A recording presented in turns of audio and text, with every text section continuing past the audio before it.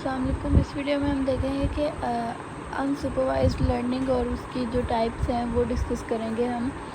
तो unsupervised learning पहले हमने जो की हैं दो टाइप्स हमने पहले किए हैं मशीन लर्निंग एल्गोरिदम्स की। पहला था सुपरवाइज्ड लर्निंग और दूसरा था क्लासिफिकेशन वाले सारे जो भी एल्गोरिदम्स थे,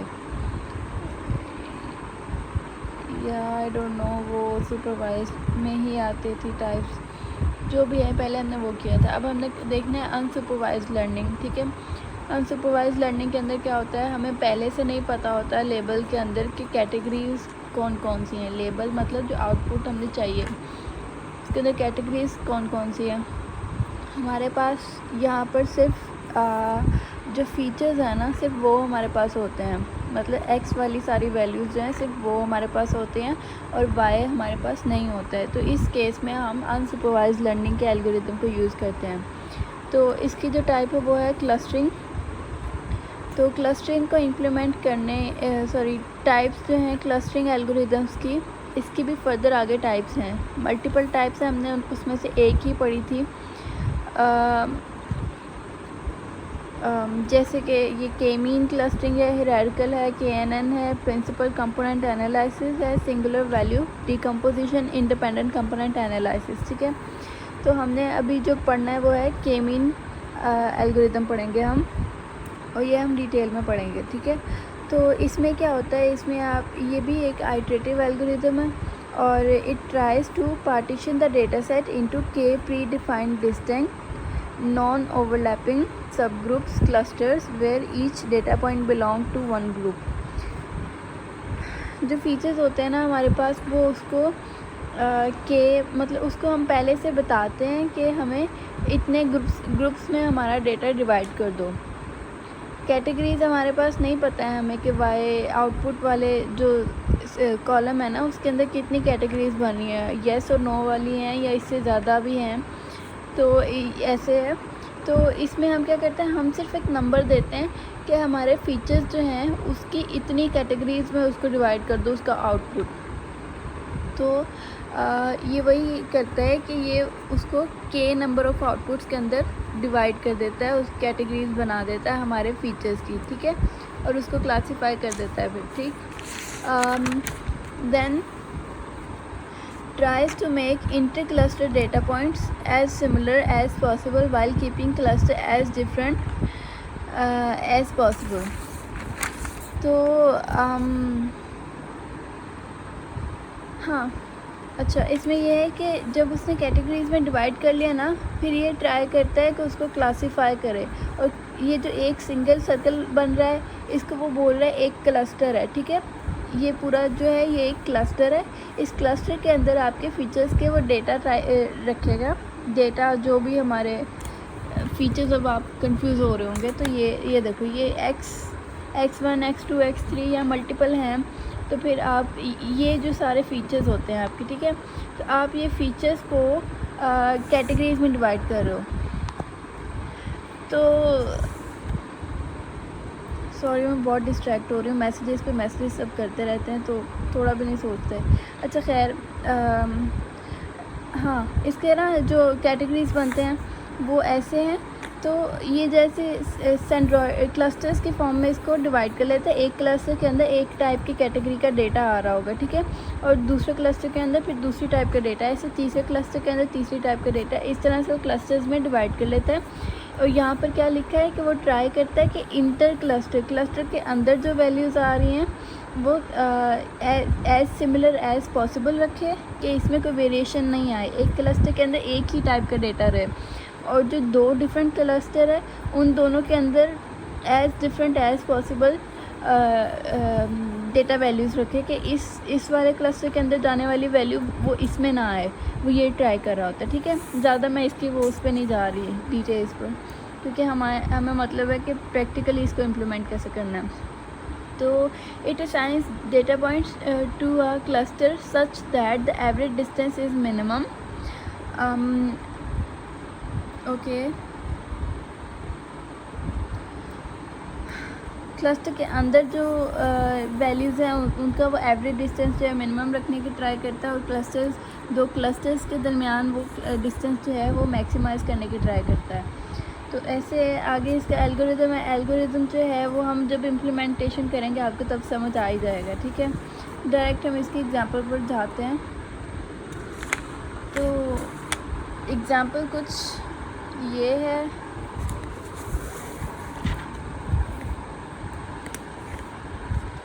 ओके, एग्जांपल में क्या है कि suppose we want to group the visitors to a website using just their age as follows. तो मतलब इसने ना डिफरेंट एजेस हमें बता दी हैं। उसने कहा है इसकी ग्रुपिंग करनी है आपने, ठीक है। और हमें कहा गया है कि ये कितनी वैल्यूज़ हैं, 19 वैल्यूज़ हैं। और के डिफ़ाइन कर रहा है कि इसको 2 ग्रुप्स में डिवाइड करना है ये एजेस को, ठीक है। एक यंग वाले होंगे, एक जो है ओल्ड वाले होंगे, एल्डर वाले होंगे। सिर्फ 2 ग्रुप्स में डिवाइड करना है। हमारी मर्ज़ी है, ये के की वैल्यू हम चेंज भी कर सकते हैं। ओके हो गया। तो अभी अगर आप 2 ग्रुप्स में डिवाइड करोगे तो आपके पास तो सेंड्रॉयड की वैल्यूज़ होगी। इनिशियल क्लस्टर्स जो हैं आपके पास ना, ये मे बी क्वेश्चन में गिवन हो। वैसे ये इनिशियली जब आप क्लस्टर्स देखते हो तो ये रैंडम होते हैं या जो टोटल फीचर वैल्यूज़ होती है उनका एवरेज ले लेते हैं। वो डिपेंड करता है क्वेश्चन के ऊपर। क्वेश्चन में अगर आपको दिए गए हैं तो आपको फाइंड करने की ज़रूरत नहीं है इनिशियली, ठीक है। दूसरा, आपको मे बी ये फार्मूला भी कोई और दे दिया गया हो। यहाँ पर तो हमने तो क्लास में एग्जांपल की थी इस फार्मूले से की थी। मे बी ये फार्मूला भी चेंज हो सकता है। तो मे बी आपको कोई और फार्मूला यहाँ पे यूज़ करने को कह दिया गया हो, ठीक है। तो अभी हम इस फार्मूले पे करके देखते हैं। आपको क्लस्टर्स की वैल्यूज़ दी गई होगी। मतलब ये सेंड्रॉयड्स हैं, इनको सेंड्रॉयड्स भी बोलते हैं। तो ये C1 और C2 से हमने डिनोट किया, ठीक है। और फिर अगर C1 वाले को यूज़ करते हुए आपने डिस्टेंस फाइंड करना है तो उसका फॉर्मूला ये है। और अगर C2 वाले को यूज़ करते हुए डिस्टेंस फाइंड करना है तो ये है। ये थोड़ा कंफ्यूजिंग है बट जब टेबल पर जाएंगे आपको सब क्लियर हो जाएगा। ओके, अब जब आपने टेबल बनाना है ना तो ये आपको गिवन होगा, बाकी आपको ये चीज़ें गिवन होंगी, ठीक है। अब आपने क्या करना है कि ये सारा इम्प्लीमेंट करना है। कैसे? आपने इस तरह से टेबल बना लेना है। एक आपका फ़ीचर वाला होगा कॉलम, दूसरा आपका फिर C1 वाला होगा, तीसरा आपका C2 वाला। C1 के अंदर सेम वही वैल्यू रहेगी जो एक गिवन है, हर सेल में वही है। C2 में भी ऐसे ही है, ठीक है। फिर आपका एक डिस्टेंस 1 वाला होगा, फिर डिस्टेंस 2 वाला एक कॉलम होगा, फिर नियरेस्ट क्लस्टर का कॉलम होगा और न्यू सेंड्रॉयड का कॉलम होगा, ठीक है। ओके, तो जब सबसे पहले आपने स्टार्ट करना है ना, तो सबसे पहले आपने डिस्टेंस 1 फाइंड करना है। तो ये 3 चीज़ें तो आपके पास पहले ही मिल गई ना आपको। तो डिस्टेंस 1 फाइंड करने के लिए आप क्या करोगे, ये xi है। xi मतलब ये आइटरेटिवली चलेगा। i मतलब कि ये 1 वाला पहले पुट करेंगे, फिर i अपडेट होगा 2 पर जाएगा, फिर 2 वाला अपडेट करेंगे, फिर 3 वाला, ऐसे। तो सबसे पहले आप क्या करोगे, इसमें 15 माइनस C1, इसका जो भी रिज़ल्ट होगा वो डिस्टेंस 1 के अंदर आप आंसर लिख दोगे, ठीक है। ऐसे ही आप डिस्टेंस 2 का फाइंड करोगे। ये 15 यहाँ पुट करोगे माइनस C2 की वैल्यू, और ये मॉड है। मॉड मतलब होता है कि अगर ये वैल्यू नेगेटिव भी आ रही है ना, आपने उसको पॉजिटिव बना के लिख देना, ये नेगेटिव में वैल्यू नहीं आ सकती है, ओके। तो ये यहाँ पर आ गए, ठीक है। ऐसे आपने ये सारी वैल्यूज़ के लिए फाइंड कर लेने। फिर 15 ये वाला पुट करोगे, फिर 16 पुट करोगे, दोनों फार्मूलाज में दोनों वैल्यूज़ इसकी कैलकुलेट करते जाओगे। ऐसे सारा ये आपने फिल कर लेना है। तो फिर उसके बाद जब इसकी बारी आएगी तो नियरेस्ट क्लस्टर, अब इन दोनों में से देखना है कि छोटा कौन सा है। अगर डिस्टेंस 1 छोटी वैल्यू है ना तो डिस्टेंस 1 के अंदर कौन सा क्लस्टर यूज़ किया था, C1 वाला। तो ये 1 वाला, इसका जो 1 है ना आपने वो लिख देना है। ये एक्चुअली नियरेस्ट क्लस्टर के अंदर क्या करा है, 1 और 2 हमने कहा था 2 कैटेगरीज में डिवाइड करना है। तो ये 2 कैटेगरीज में डिवाइड कर रहा है कि कौन सा वाला फ़ीचर 1 वाले में जाएगा और कौन सा वाला फ़ीचर 2 वाले क्लस्टर में जाएगा, ठीक हो गया। तो इन दोनों में से देखना है आपने, जो वैल्यू छोटी होगी ना उसके वाला ये जो नीचे वाला नंबर है C के साथ वो लिख देना है। यहाँ पर डिस्टेंस 1 की वैल्यू छोटी थी तो हमने यहाँ पे इसके आगे 1 लिख दिया।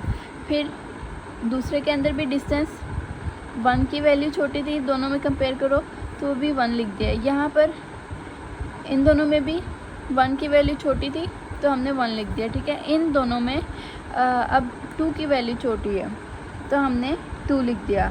अब ये सारे जो हैं रिज़ल्ट्स ना, इनमें 2 वाले की वैल्यू छोटी थी तो मैंने ये रिपीट नहीं किया बार बार लिखना, तो वैसे डॉट्स लगा दिए, ठीक है। मेन काम अब यहाँ पर आता है न्यू सेंड्रॉइड्स फाइंड करना। तो न्यू सेंड्रॉइड्स जो है ना, अब ये कैटेगरीज में डिवाइड हो गया है। अब नेक्स्ट आइट्रेशन में क्या करता है, ये क्या करता है कि सेंड्रॉइड की न्यू वैल्यूज़ फाइंड करता है और फिर उन सेंड्रॉइड की वैल्यू उस C1 और C2 के साथ दोबारा ये पूरा प्रोसेस रिपीट करता है। तो वो वैल्यूज़ कैसे फाइंड करनी है, आपने यहाँ से देख लेना। जो एक कैटेगरी आ रही है ना, जैसे 1 1 1 1, इस पूरी कैटेगरी की जो फीचर वाली वैल्यूज़ हैं, तीन रोज़ है ना, तो 3 रोज़ के 15 15 16, तो इसका आपने एवरेज ले लेना है। इसका जब एवरेज लोगे तो आपके पास वैल्यू आएगी 15.33। तो इन सब के लिए, इन तीनों के लिए जो न्यू सेंड्रॉइड बनेगा वो होगा 15.33, इन तीनों के लिए, ठीक हो गया। और फिर ऐसे ही आपने, ये सारे सेम है, सेम कैटेगरी के हैं, तो इन सब के लिए आपने ये जो सारे इसके नीचे रिमेनिंग ये सारे फीचर्स बचते हैं, इन सब का आपने एवरेज ले लेना है। एवरेज लेने के बाद जो वैल्यू आएगी वो इन सब के लिए न्यू सेंड्रॉइड होगा, ठीक हो गया। तो फिर आपके पास रिज़ल्ट में क्या है, न्यू C1 आपका ये है और न्यू C2 आपका ये है। आप फिर इसके बाद न्यू आइट्रेशन करोगे। न्यू आइट्रेशन के अंदर अब इनकी वैल्यूज़ चेंज हो जाएंगी। ये जो न्यू वैल्यूज़ निकाली आप ये वाली वैल्यूज़ यूज़ करोगे, ठीक हो गया। और ये कब तक रिपीट करेगा, ये रिपीट करेगा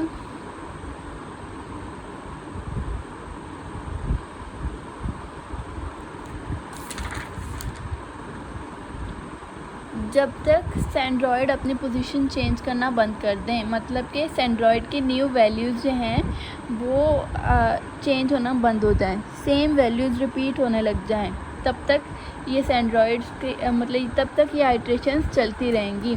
मे बी क्वेश्चन के अंदर आ जाए कि आप इसका एक आइट्रेशन के लिए न्यू सेंड्रॉइड फाइंड करो, तो न्यू सेंड्रॉइड फाइंड करना है तो ये एक आइट्रेशन हो गई है। अब अगर नेक्स्ट आइट्रेशन करोगे तो उसका मैंने आपको बता दिया कि इन दो C1 C2 के साथ कर दोगे। तो ऐसे है। आई होप ये आपको समझ आ गई होगी। अब थोड़े ना कहीं ना कहीं किसी न किसी टॉपिक से थोड़ी थ्योरी रहती है, तो मैं अगली वीडियो जो है वो मर्ज करके बनाऊंगी। मतलब कि थोड़ा डिफरेंट टॉपिक्स के अंदर से जो मेन पॉइंट्स मुझे लग रहा है कि आपके साथ डिस्कस करने रहते हैं तो मैं वो बताऊंगी आपको। तो अगली वीडियो तक के लिए अल्लाह हाफ़िज़।